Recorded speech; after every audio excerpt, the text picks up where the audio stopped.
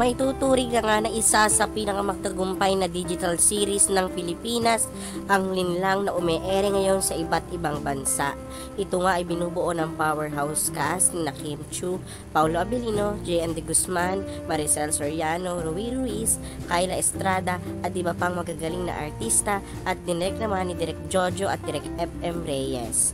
At ito nga ay nag-number 1 na sa bansang Pilipinas, Qatar, Singapore, Bahrain, Hong Kong, UAE, Cambodia at Papua New Guinea, at isang malaking achievement ang pumalo ito sa 11th place para sa pinaka-pinanood na serye sa buong mundo.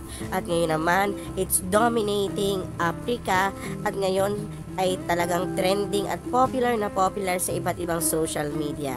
Ito ay nag-number 3 na nga sa bansang Burkina Faso, at pumalo naman sa number 4 ang pinakamataas na rank sa bansang Tanzania.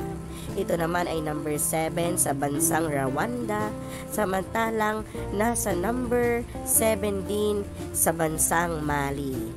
Ang isa sa mga sikat na African country na Madagascar ay pumalo naman ang nilang sa number 8. Nasa number 9 naman sa bansang Togo, pati na rin sa dalawa pang bansa tulad ng Republic of the Congo at Mozambique, na talaga namang nagpapatunay ng African domination ng linlang.